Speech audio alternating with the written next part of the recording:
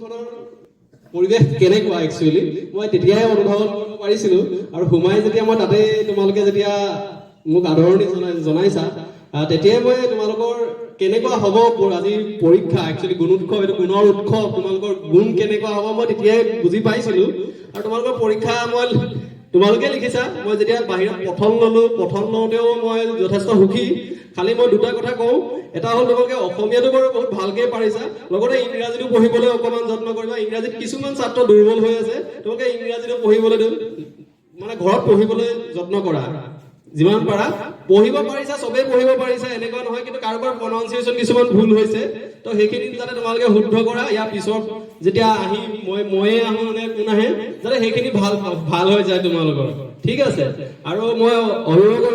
অভিভাৱিকাসকলৰতো মই যিখিনি স্কুলখনৰ লগত মানে যিখিনি জড়িত হৈ আছে তেওঁলোকক মই শ্ৰদ্ধা কৰিছোঁ মানে তেওঁলোকে ইমান মানে নিজৰ মনৰ পৰা ইমান কষ্ট কৰি স্কুলখনক জীয়াই ৰাখিছে জেনেৰেলি আজিকালি গভৰ্ণমেণ্ট স্কুলবিলাক পাবলৈ মানে এনেকুৱা অৱস্থা পাবলৈ বহুত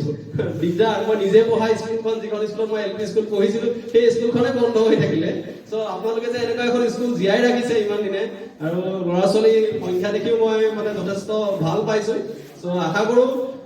বকতা পাৰিজাত মধ্য ইংৰাজী বিদ্যালয় আৰু আগবাঢ়ি যাওঁ আৰু বহু বছৰলৈ জীয়াই থাকক মই এইটোকে আশা কৰিছোঁ তোমালোকৰ যদি কিবা সুধিবলগীয়া আছে সুধিব পাৰা মানে ল'ৰা ছোৱালীবিলাকৰ ষ্টুডেণ্টবিলাকৰ যদি কিবা সুধিবলগীয়া আছে